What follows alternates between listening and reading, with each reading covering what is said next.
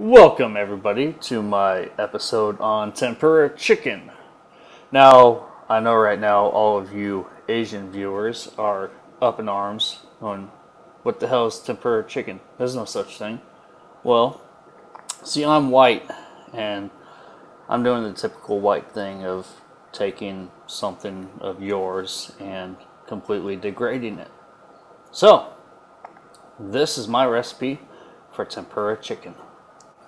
Here's your few ingredients that you need. Some cornstarch, some baking soda, we have some kosher salt, we got some garlic powder, some baking powder, and because we're equal opportunity, a brown egg, and of course, white sugar. Alright, now we got a bowl and a whisk for our dry ingredients, and I have a fryer. These things are pretty cheap. It's good to have. Set to 350. You could also do a pot, heat the oil to 350, but that's a lot harder than just having a fryer. But the fryer is kind of a pain to keep clean. And we have our chicken tenderloins. There you go. This is how cool I am. I have a black book. No, there's no phone numbers, but there's recipes, all my own. I've created. That book is worth millions. So, we're going to start with our half cup of flour. And these are just rough measurements. It doesn't have to be too precise for this stuff. And then half a cup of cornstarch. These are your thickening agents for the batter. Then, we're going to do all our things that require 1 teaspoon. Should be 1 teaspoon baking powder, and we will get 1 teaspoon of baking soda. I think these things will kind of make it poof up and be fluffy and good. And we're not going to go for the salt because that's not a teaspoon, but the sugar is a teaspoon, so we'll add a teaspoon of sugar. Now we go to the half teaspoon. That's when we get the salt. And always make sure dry ingredients up first. And whisk, whisk, whisk, whisk, whisk. Now that we have fully incorporated our dry ingredients, we can add our brown egg. Or, if you're racist, you can add your white egg. But, we can whisk that in there. You know, come to think of it, you could add the egg to the water and add it at the same time. Probably would be better, but I multitask and forget things like I forgot the garlic powder, so dump some of that in there. See, I'm usually cooking for the kids at the same time. I'm cleaning and trying to mind them. Yeah, so here's my chicken tenderloins. One thing I do with all my meat is rinse it. You want to have clean meat before you put it in your mouth. I mean, it's just slimy and gross. You never know what's on there.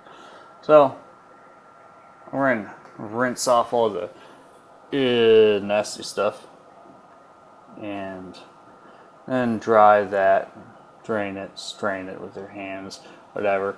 And there are cutscenes in here, but do remember to sanitize everything after touching chicken. This chicken is nasty. I keep the Clorox wipe things. They're very handy, so I grab them and wipe off everything I touch after I touch chicken and all the countertops.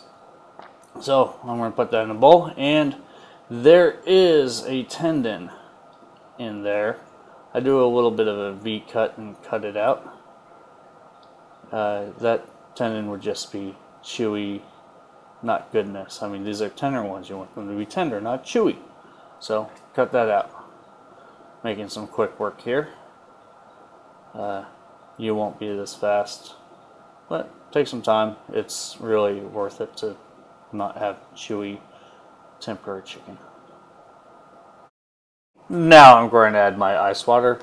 I really don't know if it needs to be ice water, but I'd do it. So I add some ice to my 2/3 cup. Use a fork to make sure it's cold, and look, it also works as a strainer. So whisk that up. I found that it was a little too thin. And this happens, and it's easy to correct. All you got to do is get some flour and add a little bit more. And just play with that and some water till you get a consistency that, well, is a good batter. What is a good batter? It'll stick to chicken. That would be it. Maybe not pancake batter, a little bit thinner. But, yeah, play with it, you'll see. I mean, you can kind of figure out in this video, but see, when I add the chicken, it coats it kind of nicely and will still drip off. But see, the chicken isn't completely coated. That's fine. So slowly add it into the fryer. I swing it back and forth because the chicken likes to have fun. It likes to swing.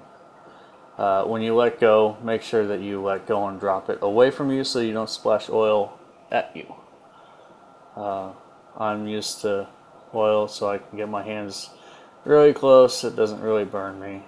But you're doing this, if you just dropped it in there, it'll sink to the bottom and hit the bottom of that grate there, and then kind of cook onto it, and then your chicken's stuck to your basket, and that's no good.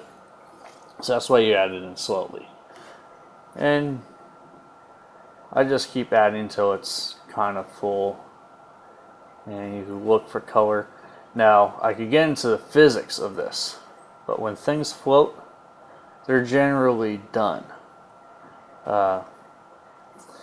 But you always do a knife test with chicken because, look, not quite done.